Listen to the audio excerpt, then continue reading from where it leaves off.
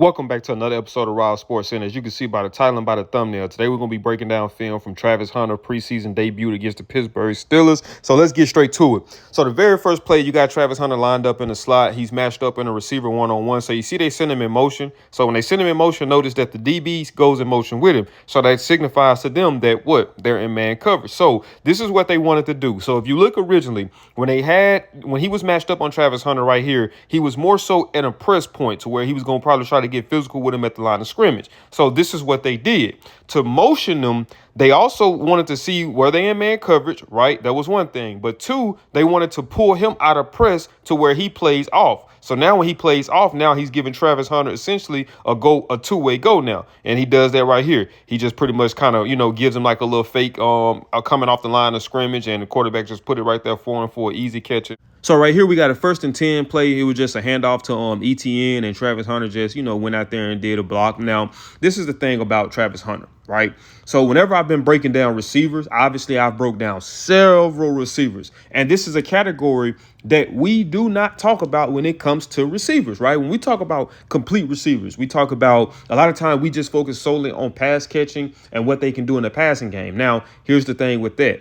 It's also what can you do how can you affect the game without the ball in your hand, right? And that's something that A.J. Brown and Devontae Smith does very, very good. I meant to include that in the film breaking down A.J. Brown, but that's something that those two do real good, is being able to block at the receiver position. Like, you got to think about it, right? At the receiver position, let's just say, for instance, if he don't pick up this block on number 42, let's just say if ETN was able to get through the line of scrimmage and be able to go and possibly take it to the house. If he don't block number 42, 42's coming at an angle 9 times out of 10 to make the tackle on him to prevent it from being as explosive as a play as it could have been, right? So this is an underrated category that I think that we kind of overlook in a lot of ways. But the fact that you got a guy like Travis Hunter who, everybody is looking at like this golden goose egg, but he's still willing to do the down and dirty and get real, grimy with being able to block in the run game. That's something I love, man. But to me, it's just a level of competitiveness too. It's like he ain't ducking no smoke on any aspect of it, whether it's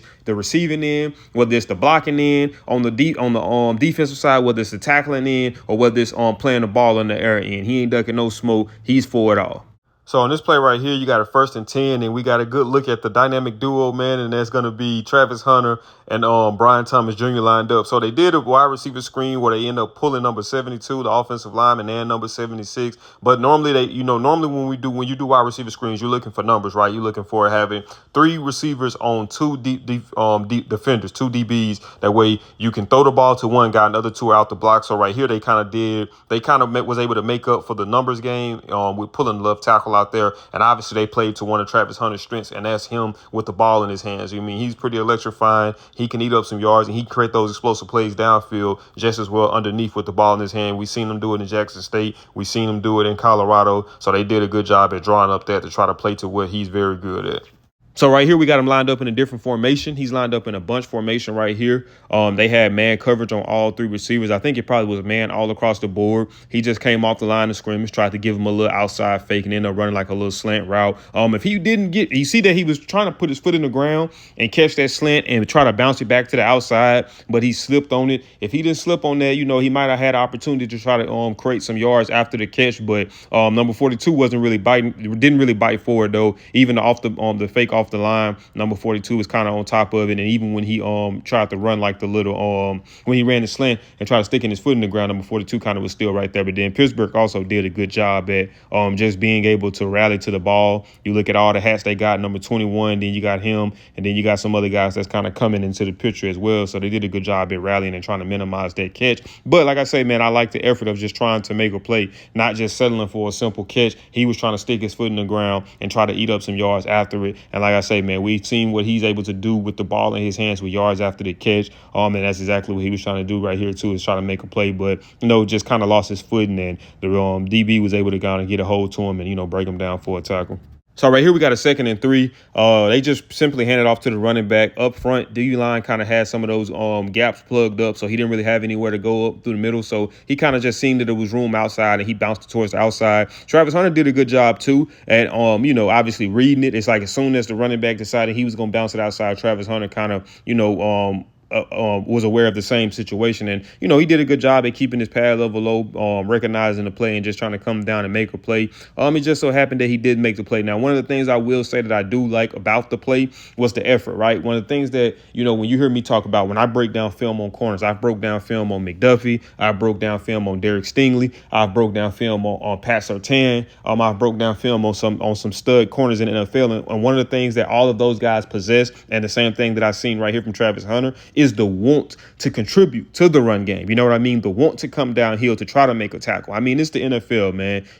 Obviously there's nerves. Obviously there's jitters. Obviously you're getting acquainted to the flow of the game. So it's a lot of different things that you got to take into consideration on this play right here. But obviously I'm not making up no excuses. In these situations, most definitely, we want to see you come up with those tackles. And I mean, like I say, man, he did a good job at recognizing it, keeping the pad level low. He just didn't, just kind of was a slight out of position, and the running back kind of was able to kind of not necessarily stiff arm him, but just keep him from being able to get a hold to him and run for some extra yards after the catch. But like I say, man, I just love the want to come downhill and to want to contribute to the run game, and eventually he will be able to make those plays.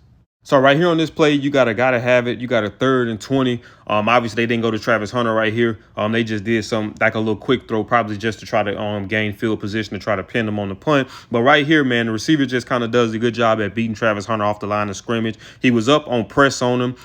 He eventually tried to get a hand on him. But the receiver, what he did was he kind of went upfield vertically and showed as if he was gonna attack outside and just popped it back in for a slant and kind of caught Travis Hunter off balance. Now, the thing is, one of the things that we have debates about in terms of DB talk was how should you have played this? Now, you see, he tried to, when he opened up his hips right here, boom, he tried to flip his hips and go back, which is very, very difficult to do, especially at the NFL level. So we have a thing called speed turns where once he went and opened up his hips, as soon as the receiver broke back inside, he was supposed to speed turn. That way he would have stayed in better position. He would have kept himself in better position, but it can be a double-edged sword with that. But once again, the receiver just did a good job, man, at being able to sell this route right here and just kind of getting him off the line of scrimmage. So, man, there's things, obviously, Travis Hunter's not perfect. We knew that going into this. Obviously, there's things that he has to improve on, and he will improve on, as the preseason goes on and as we get into the season. So, obviously, we've seen the hiccup on the tackle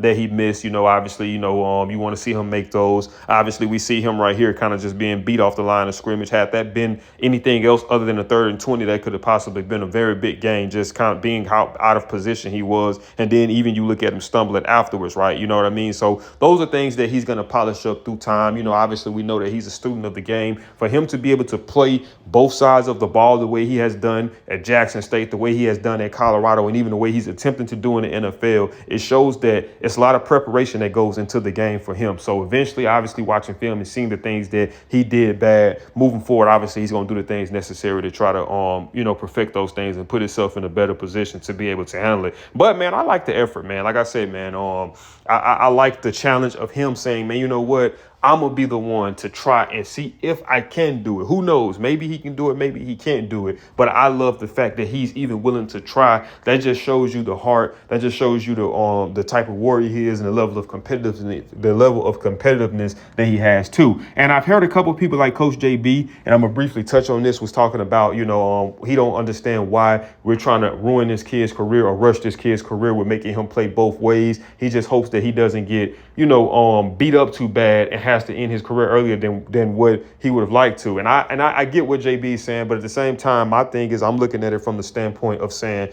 Travis Hunter basically saying he wants to do this. It's not like the coach is making him do this. You got a lot of coaches that wants to go against it and they're saying, no, I wouldn't do it. I wouldn't even entertain it. You know what I mean? So it's his decision to move forward with this. And he knows everything that comes with this in terms of the preparation, the physical toll on the body, and he's still attempting it. So I think all you can do is just give kudos to him and just enjoy the show. But like I said, I do look forward to seeing him and Brian Thomas combination throughout the year. We've seen a couple of glimpses of it when they were lined up right next to each other on a little screenplay. We've seen it when he was lined up in the trips formation right next to him. So I look forward to seeing exactly how that 1-2 tandem is going to play out as the season goes on. But, man, that is it for this video. If you did enjoy this video, do me a big favor, man. Smash that thumbs up button. Also, if you're new to the channel, man, make sure you subscribe. When you subscribe, make sure that you got that notification bell on the way you be notified every time I upload. And I'll see y'all in the next video.